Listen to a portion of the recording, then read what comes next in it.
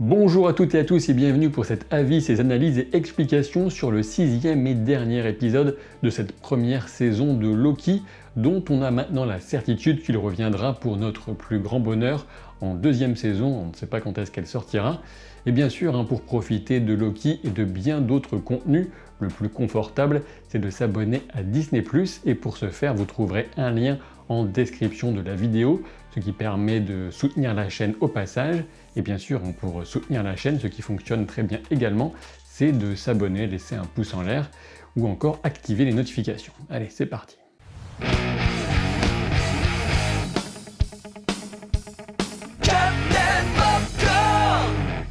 Maintenant, vous verrez, on n'aura jamais de trucs importants dans les séries Disney+, du MCU.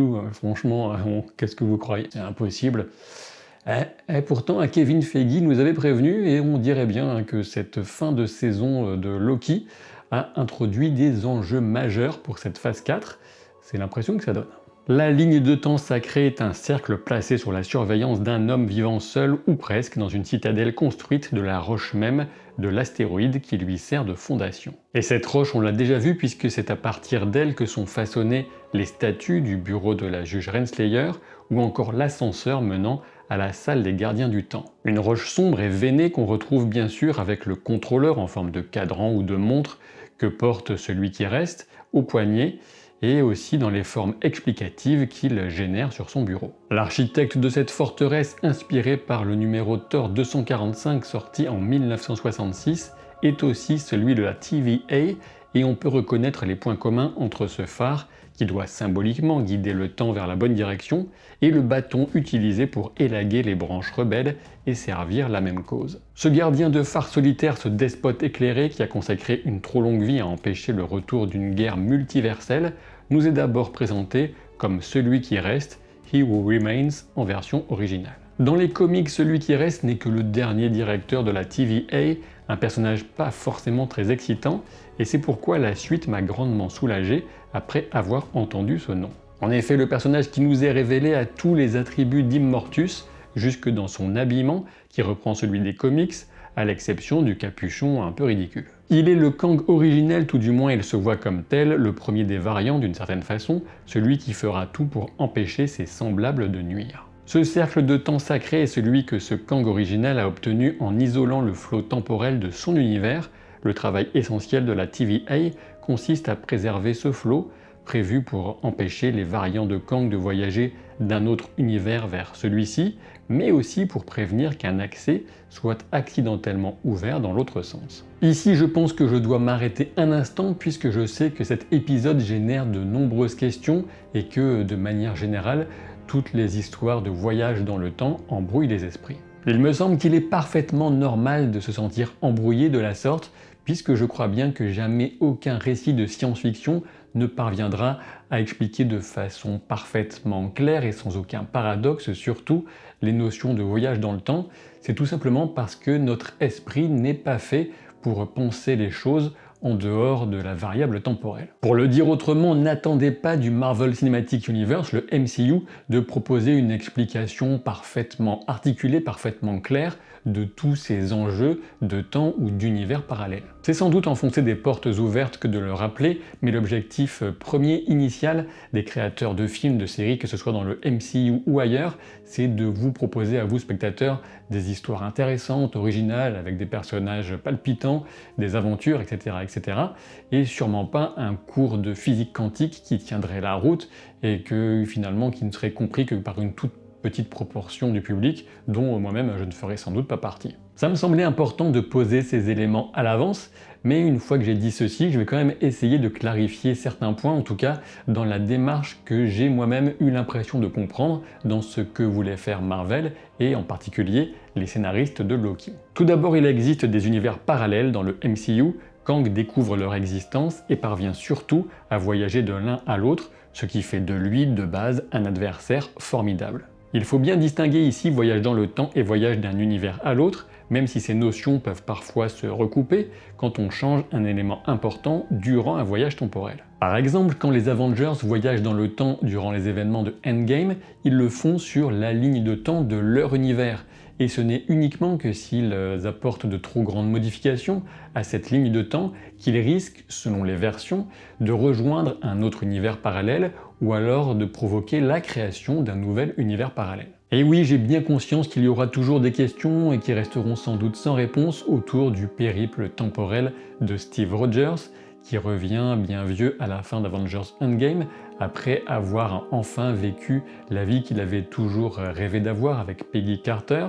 Et il me semble que l'idée, ce n'est pas de chercher à comprendre finement la mécanique de ce qui lui est arrivé, mais plutôt de profiter de l'histoire émotionnelle qui nous est proposée. Et oui, c'est bien la musique des retrouvailles de Steve et Peggy, It's Been a Long Time, qui rythme la révélation de cette boucle de temps protégée par celui qui reste, dans l'introduction de l'épisode. Des histoires, leurs personnages et leurs émotions, voilà ce qui compte et ce que l'introduction de cet épisode fait ressortir de ce cercle en jouant avec nos souvenirs du MCU et de notre histoire bien réelle, avec notamment un discours de Nelson Mandela entre autres.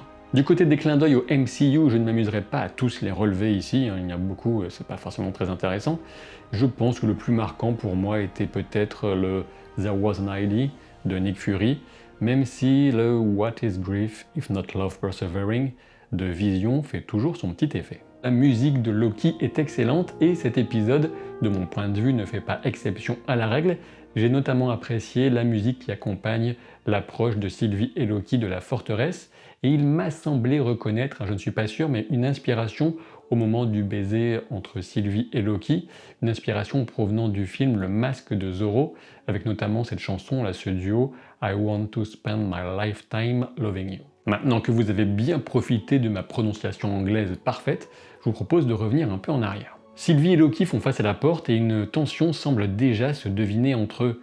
Sylvie voudrait pouvoir prendre en compte la vie de Loki, mais au fond, elle sait qu'elle en est incapable car c'est la perspective de ce moment de vengeance qui l'a maintenue en vie pendant toutes ces années. Dans cette scène toutefois, j'ai relevé une ligne de dialogue qui ne me semble pas avoir de sens, vous me direz ce que vous en pensez en commentaire, et c'est lorsque Sylvie indique à Loki qu'elle a été brouillée, pour reprendre la traduction française, avant même sa naissance, alors que c'est totalement faux. La première et dernière fois que Sylvie a été brouillée, c'est quand elle s'est brouillée elle-même dans l'épisode précédent, donc c'était il y a quelques heures à peine. Alors je ne sais pas s'il y a eu une confusion dans le dialogue avec le moment où sa ligne de temps a été brouillée en quelque sorte, quand on est venu la chercher quand elle était petite. Mais voilà, pour moi, ça reste une petite erreur un peu mystérieuse. L'apparition de Miss Minutes nous vaut un petit jump scare que j'ai trouvé très amusant, avec ce personnage initialement informatif et mignon, même si on sentait dès le départ qu'il cachait quelque chose de plus sinistre. Comme je le supposais, Sylvie et Loki se voient offrir la concrétisation de leurs rêves. Là où j'avais tort en revanche, c'est qu'ils pourraient même rester ensemble et non pas à choisir entre le bonheur et être ensemble, ce qui est quand même plutôt tentant quand on y pense, à supposer bien sûr d'accepter de vivre dans un immense mensonge. Le problème, aussi bien pour Sylvie que Loki, c'est qu'ils sont orgueilleux, chaotiques, et surtout pour Sylvie, assoiffée de vengeance, et ça, la petite horloge orange ne peut pas leur offrir. Et on peut quand même souligner l'ironie de cette offre, alors que celui qui reste doit parfaitement savoir à ce moment qu'ils vont refuser cette proposition, tandis qu'ils se bercent toujours de l'illusion d'écrire alors leur propre destin. Dans le grand hall vide, on a encore un plan tournant qui vient prolonger celui du début de l'épisode 5 pour y apporter une forme de conclusion dans la quête de vérité. Solitude, statue, poussière et symbolisme du temps, voilà tout ce qui peuple la forteresse, mais comment expliquer la quatrième statue, celle qui a été détruite? S'il y a vraiment une signification à y voir, ce qui n'est pas certain, eh bien on peut penser à une statue de Kang, celui qu'on retrouvera justement en toute fin d'épisode. Du côté de Ravonna Renslayer, on peut s'interroger, à juste titre, sur la nature du dossier que celui qui reste lui a fait parvenir au travers de Miss Minutes. De mon côté, j'ai tendance à parier pour la localisation d'un variant de Kang. Une chose me paraît certaine quant à la destination de la juge Ravonna Renslayer, c'est qu'elle recherche le libre arbitre, celui qui le possède, et donc Kang, et elle veut sans doute saisir, contrôler cette liberté de choix qui n'appartient pour l'instant de son point de vue qu'à Kang pour se l'approprier. Ravonna Renslayer reste convaincue du bien fondé de la mission de la TVA et surtout elle se caractérise par son ambition et son amour de l'ordre, ce qui en fait une candidate idéale pour un rôle à venir de dictateur. Comme tous les personnages de la série, elle n'est pas fondamentalement bonne ou mauvaise, mais elle penche quand même vers des caractéristiques d'antagoniste et de leader sans scrupules qui pourraient bien plaire à Kang. Et finalement, dans le bureau de la juge, c'est surtout le stylo qui avait un sens. On remarque dans l'autre bureau, celui de directrice d'école, que son nom est Rebecca Tourminet, qui correspond tout simplement à l'un des nombreux alias de Ravonna Renslayer dans les comics. En effet, elle portait ce faux nom en partant retrouver Kang en 1903, alors que lui-même portait le pseudonyme de Victor Timely. Mais justement, revenons à lui, en tout cas à celui qui reste, mais à partir de maintenant, dans la suite de cette vidéo, je l'appellerai Immortus, puisqu'il a vraiment tous les attributs de ce personnage, tels qu'on les connaît dans les comics, et bon, la série est allée chercher le nom Celui qui reste pour faire joli, mais bon, en gros, c'est Immortus. Et à ce propos, on peut souligner que Kang, quelles que soient ses versions, en tout cas dans les comics, est toujours un humain, et il n'a pas la peau bleue, hein, c'est uniquement une couleur qui provient de son armure de technologie qui lui offre différentes capacités et une certaine protection. Je ne sais pas ce que vous en avez pensé, je ne veux pas présupposer, peut-être certains ont pu être un peu agacés par l'interprétation d'Immortus par Jonathan Majors. Personnellement, avec le recul, je trouve qu'elle est vraiment à propos, et justement, je pense que ce qui est intéressant, c'est de se poser la question pourquoi Immortus se comporte-t-il de cette façon? On peut rappeler pour commencer que de base ce type est un génie de très haut calibre, avec ce que cela peut impliquer d'éventuelles distanciations avec ses semblables, même si bien sûr ce n'est pas le cas chez tous les génies, et surtout dans son cas particulier, on sait qu'il a passé des centaines d'années, sans doute des milliers, voire plus, seul ou quasiment seul, à n'avoir que Miss Minutes à qui parler, et ça fait long. Pour conserver la raison, c'est assez exceptionnel qu'il soit encore dans cet état. Son excitation en accueillant Sylvie et Loki est parfaitement normale, imaginez-vous si vous n'aviez vu personne depuis 10 ans, 30 ans, 1000 ans. Par ailleurs, il sait déjà qu'il approche d'un moment incroyable pour lui, un moment où il ne connaîtra plus l'avenir, ce qui ne lui est pas arrivé depuis la création de la TVA sans doute. Immortus est donc un scientifique de génie qui gère à sa façon la bonne marche du multivers depuis au moins un millénaire et qui a plus ou moins préservé l'essentiel de sa raison.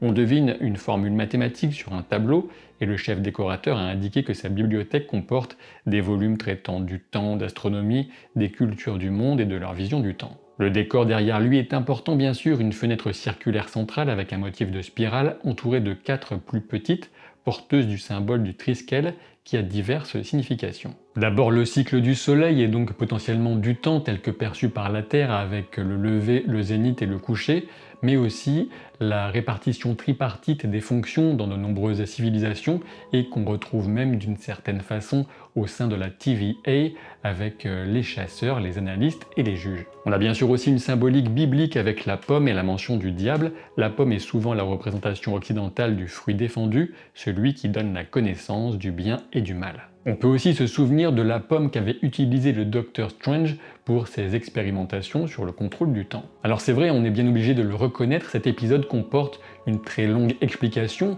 un très long dialogue, presque un monologue à certains moments, et c'est un choix très particulier, mais qui semble correspondre à l'ADN de cette série, qui s'est toujours beaucoup plus appuyé sur les dialogues entre les personnages plutôt que sur l'action, et donc ils ont préféré ne pas partir sur une résolution assez typique des récits super-héroïques avec un affrontement final. Ce point de vue, c'est notamment celui qui a été exprimé par Eric Martin, l'un des scénaristes de Loki, sur Twitter.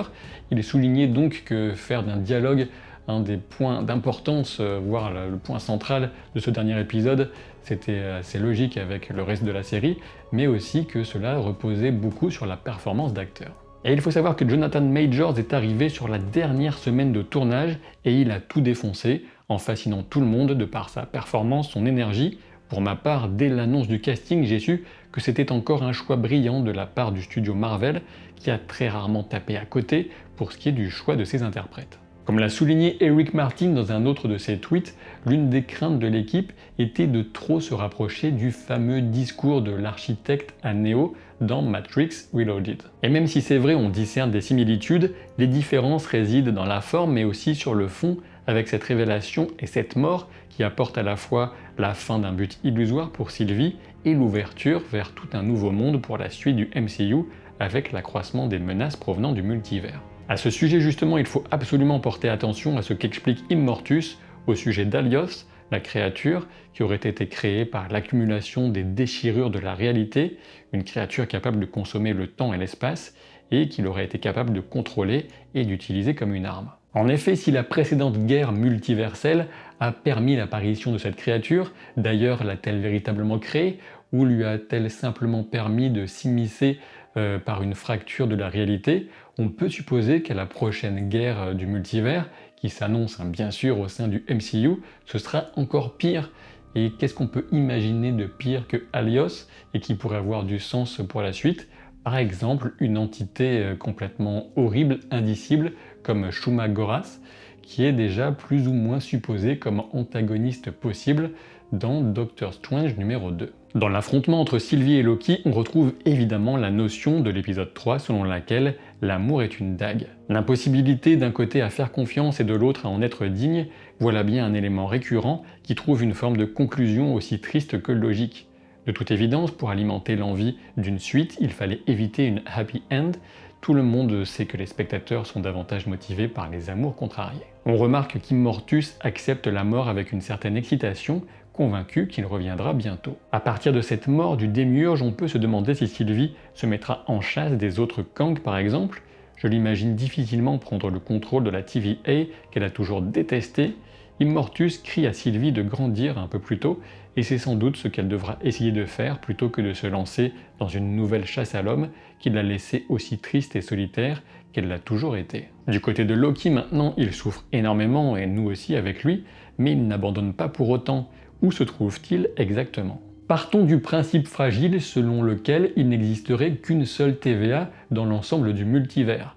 À partir de là, on peut supposer que les choses ont tellement été modifiées par la disparition d'Immortus que le passé de cette TVA, de cette TVA a été suffisamment modifié pour que son présent en soit complètement chamboulé. Et oui, je sais bien que selon Professeur Hulk dans Avengers Endgame, on ne peut absolument pas modifier le présent en allant se promener dans le passé sur la même ligne de temps, mais le statut particulier de la TVA, qui est une institution en dehors du temps, pourrait modifier cette règle. Quoi qu'il en soit, la statue est clairement celle de Kang le Conquérant, avec un costume fidèle à celui des comics, et qu'on reconnaissait déjà dans l'illustration des guerres sur le bureau d'Immortus. Quant à savoir si dans cette version nouvelle de la TVA, c'est vraiment un Kang le Conquérant qui est aux commandes, ou plutôt Ravonna Renslayer, et je suppose qu'il faudra attendre la saison 2 pour le savoir. Néanmoins, on entend B15 qui s'étonne des directives selon lesquelles il faudrait laisser les branches se développer, ce qui semble propice à un chaos qui ne ressemble pas trop a priori à ce qu'on imaginerait de la part de Ravonna. Et oui, peut-être qu'on aura enfin une scène de Mobius sur un jet ski en saison 2, mais peut-être aussi qu'on reverra certains de ces personnages, et notamment Mobius, avant cette saison 2. Dernière remarque pour ceux qui ont pu ressentir une frustration sur cet épisode, centré sur Immortus davantage que sur Loki.